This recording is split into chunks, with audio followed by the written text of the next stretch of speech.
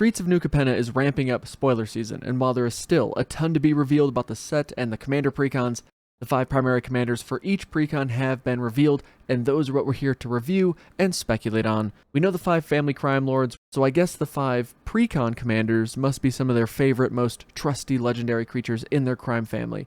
And I want to know if you have a favorite already in the comments. Let me know who it is and why. And if you want to pre-order these, Card Kingdom has you covered, of course, but let's dive into each and see what these commanders are all about. And of course, I'll still be doing my Should You Buy These Precon Commander Deck video, where I just go through each deck in depth and really review the pros and cons of each, financials of them, all that fun stuff. So you can like and subscribe if you're interested in that. But for now, I just want to dive into these commanders, which I think these cards actually look pretty sweet. First impression is I really like the look of the card. I like how the foiling is done. We'll have to check out these alternate commanders as well, but I think we just start reading through them and just figuring out who's our favorite and why. So first up is Kamiz Obscura Oculus. So they are our Esper commander for 1 white, blue, and black.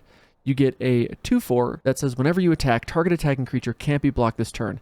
It connives, then choose another attacking creature with lesser power. That creature gains double strike until end of turn. So I'm a big combat player. I like decks that focus on combat or benefit people for going to combat or make your combat easier. And the fact that, if you all know me, Chromium is my absolute favorite creature in all of Magic. So the fact that it lines up with that, I could see me putting Kamiz into my Chromium deck. Chromium does not belong in any deck. Chromium leads the deck. I digress. We're here to talk about Kamiz. I really like the fact that it gives any creature unblockable. It's not just Kamiz when they attack, and it gives another creature double strike. They have to have lesser power, of course, so that could be a little clunky, but it makes me just think there's going to have to be a ton of discarding or other synergistic effects. You're not just trying to dig into your deck simply to give a creature 1/1 counters, like Commander's about taking advantage of things, and Wizards, of course, knows that. So we must be looking for cards that help us or give us benefit when we discard stuff, as well as help pump our creatures up. The fact that it's a 2/4 is not all that exciting, but giving itself unblockable or giving it double strike could be interesting, but I assume if you're attacking with your commander, you want to have unblockable because you don't want to die. The thing that is really nice, though, is that you can play it turn 4, and its effect still adds benefit to you, because it's just whenever you attack, not when Kamiz attacks. So that's something else that I'm curious about. It seems like Esper is going to get quite aggro. That's what we've seen initially in the spoilers for the expansion set. We're definitely going to have to keep an eye on what cards we think will be, reprinted in the precons, or start thinking about what's going to pair well with Kamiz. I think of Death Touch, like that's going to be a really good thing to give that thing double strike, the second smaller creature that's attacking. But honestly, like the fact that it comes in and it just gives something unblockable, to me that feels like Voltron commander type stuff, which again is going to fit really well in my Chromium deck. But I think Kamiz could be this really fun alternate Voltron strategy that we just haven't seen with Esper very much. So it's one that I'm probably the least sure on, but definitely excited, and it's good flavor because it's a Cephalid rogue, and the rogue being unblockable I think just fits well. Okay, next is Anhelo the Painter, who is a legendary vampire assassin, and they just cost blue, black, red, so just Grixis. They're a 1/3 with Death Touch. Okay, but he says the first instant or sorcery spell you cast each turn has casualty 2.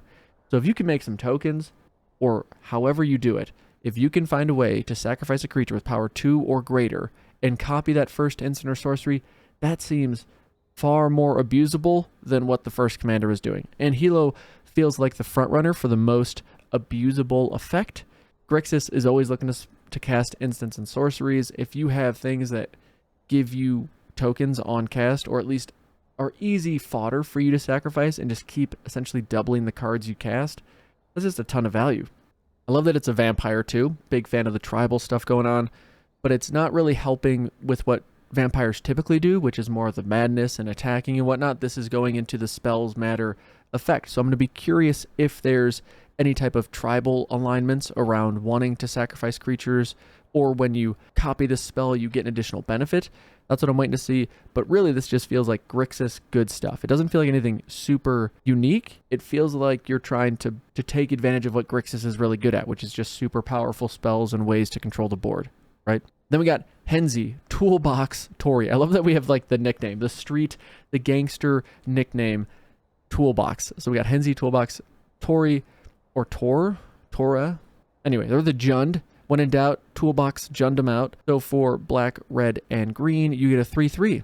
All right, better stats at least, but no death touch. This one says instead, each creature spell you cast with mana value 4 or greater has Blitz.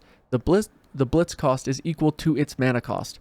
And then you may choose to cast the spell for its Blitz cost. If you do, it gains haste. When this creature dies, draw a card, sacrifice it at the beginning of the next end step. But then the reason that's important is this other paragraph, which you might not be able to read because the card is just super shiny and fancy.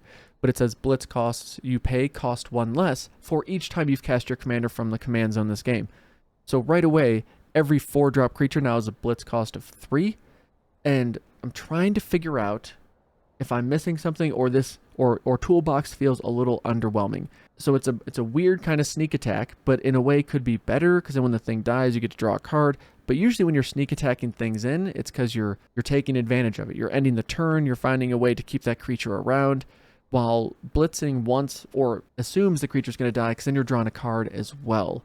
But the fact that it's Jund means you're going to have access to all the biggest creatures Magic has to offer, and the fact that Toolbox is allowing you to sneak those creatures in. One big problem with big creatures is you cast them, and then they have to just wait a turn. Now, of course, you find ways to give them haste, right? Anger, or they just have haste, or you have commanders, or some type of effect to give them haste. Well, Blitz, it can be that effect. So you can just play Jund good stuff. We're kind of seeing a pattern here, right? Esper's like... Our Esper commanders play good stuff, make it unblockable, swinging for the win. Our Grixis commander is play good spells and double them so you can win. And now Henzi Toolbox Tori is showing us just play good creatures, I'll help you cheat them in, and then you can just blow people up, keep drawing cards to find more good stuff to play. It's not, again, like it's not super unique, but it's a fun way to go about a common strategy that often took you maybe multiple cards to pull off. I think what has me the most excited about all of these so far is I really like Commander. I really like attacking in Commander. I really like combat. I really like decks that just where you keep the pressure on other people. It's not like let's just see who can build their board out. It's who can make their thing happen. And the fact that all of these commanders we've seen so far are all about getting that combat going, big fan. Okay, now we got to see Naya, which we're going to assume more of the same is coming, right? For Naya, so it's 1 colorless, red, green, white. You get a 3/3 that when Kit, Kanto Mayhem Diva, who is a cat bard druid, when she comes into play, she enters the battlefield and you create a 1/1 green and white citizen creature token. All right, not the most exciting payoff for your 4 mana. A 3/3 that brings in a 1/1 with it. There must be more. Oh, there is. At the beginning of combat on each player's turn, beginning of their combat, you may tap 2 untapped creatures you control. When you do, target creature that player controls gets +2/+2 and gains trample until end of turn. And one of my favorite lines in Magic, maybe not my favorite, but one of my favorite lines, goad that creature. So we are creating tokens, as Naya does in 90% of the decks that Naya is built around. You're making tokens, and our commander here does more of the same. It incentivizes combat, but this time we are goading our opponent to get into the red zone, and I absolutely love it. So, and it's on flavor too, right? Cats are cute. Everyone likes to play with cats, even if they're on the battlefield. More importantly, she's a bard, so she's playing a tune, tempting people, doing her thing, casting spells, being a druid, being a cat bard druid. I love the fact that, like, I wish she came in with 2 counters or 2 token creatures so that you don't have to tap her and the token.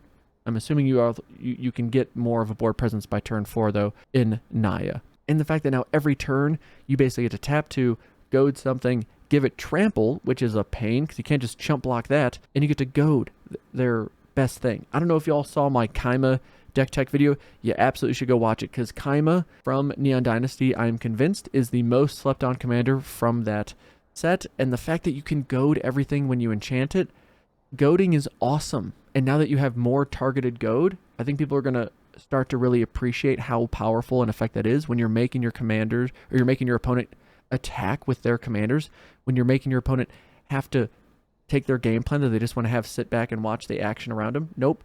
Get into the red zone, start playing some Magic. I like this. I mean, it's just going to be similar to what we saw with Jetmir. We're going wide. Both of these are going to play really well. You could have Jetmir as the commander and Kit in the 99, or vice versa, but it's go wide and get a ton of value just from having a wide board. And it makes me excited about the new Alliance mechanic. There's going to be tons of value coming from that. I think the Alliance mechanic is going to be one of the most, if not the most powerful new mechanic coming with Streets of New Capenna. And then finally we have Peri the Pulverizer. Who doesn't like a good alliteration, right? Nice alliteration, wizards. and they are the old Bant colors. For one colorless, green, white, and blue, we get a Rhino Soldier. That's a 3/3. A lot of threes going around with these commanders we have. Perry says, when he ETBs, put a shield counter on target creature. If it would be dealt damage or destroyed, remove a shield counter from it instead. Shield counters are kind of cool because they protect the thing from the thing. And then whenever Perry attacks, target creature you control gains trample and gets +X/+X till end of turn, where X is the number of different kinds of counters among permanents you control. So Bant is always about them 1/1 counters, but as we've seen from the spoilers for Streets of New Capenna, we're seeing all the counters that were in Ikoria, right? Like flying counters, vigilance counters, trample counters, all those are coming in. Plus we got shield counters. So at least you're always going to have shield and 1/1 counters all the time floating around. Then it's about how often are we putting flying counters and the other types on your cards. So those cards you have from Ikoria, get those at the ready, because I bet you're going to want to slot some of those into this deck, or they're going to be reprinted in this precon, or we're going to get just more unique cards that do the same thing, which is get those counters on your permanents, which you want and are a big fan of. But I gotta say, like, with that, we're not being blown away here by completely new, never seen type effects before, or at least like never seen those type of effects before on a 3-color commander. Everything we're seeing here has been done before. Maybe not on the same card, maybe not to the exact same extent, but all of these commanders are about giving you an incentive to attack, or making your opponents attack each other and not you, which is always great. But I love the simplicity here. I don't think every set needs to be pushed or obnoxious, but it's definitely going to make me curious as to what is in the 99. Because if you look at these decks right now, they're all pre-selling for like the $45 to $50 range. So they're not looking to be cheap. Now you're going to get other stuff in those precons, which we'll go over in the other video, which again, you should like and subscribe for. But clearly the value is not coming strictly from the commander. There's going to have to be some good reprints and or new cards printed in these precons. So I'm very excited to see more stuff spoiled. And I guess we can take a look at the two that we've seen, the alternate commanders. So we got Fabine, Boss's Confidant, who's for our Naya deck, and she's 3 red, green, white, so 6 mana, gotta be a good effect for a 3/6 that gives your creature tokens haste. What else? She has Parlay. At the beginning of combat on your turn, each player reveals the top card of their library. That's the Parlay effect, and then what it does is often unique. For each land card revealed this way, you create a 1/1 green and white citizen creature token. Then creatures you control get +1/+1 until end of turn for each non-land card revealed this way. Then each player draws a card. Love it. She helps create your tokens, which, adds to your board. Adds to your ability to do the thing. Just more Naya, like not crazy, but Parlay is a super beneficial mechanic. Little group huggy, gives you information. I like Parlay a lot. It's fun. I'm glad it's back in this precon. Then we get to see the other Bant secondary commander. We got we got Kroos, Defense Contractor for 1 green, blue, and white. Legendary creature, Cat Advisor. At the beginning of your upkeep, put a shield counter on target creature an opponent controls. Okay, so we're helping our opponent's stuff stick around. Why are we doing that? Because whenever you put 1 or more counters on a creature you don't control, tap that creature and goad it. It gains trample to your next turn. Ooh, I like that you tap it. So you tap it so they can't block and get rid of the shield counter, and then it's goaded, so when they untap with it, it's got to attack one of your opponents. Again, nothing like super crazy, but I love the synergy. I love the somewhat uniqueness of these cards, and the fact that it's, I think, getting Magic back to our roots, which is not obnoxious combos. So with that, hopefully you're feeling better about what each precon's all about. We're not seeing a huge deviation from the cards we've seen already spoiled for Streets of New Capenna. But do you have a favorite? Do you have one you're excited about? Are you someone who's going to buy the precons no matter what? Are you only going to buy 1 or 2 and you're curious to see what's in the 99, which one just feels the best? Do you already have a leaning towards one or the other? And then, of course, if you are going to buy them, check out Card Kingdom. They help sponsor the channel, and if you use my affiliate link, just let them know I sent you, which helps me keep making content. Or if you want to help me make more content, check out my Patreon. Goes a long way. Truly appreciate it. But that's going to do it for me, folks. Really appreciate y'all watching. We'll see you in the next one, my friends. Take it easy. Peace.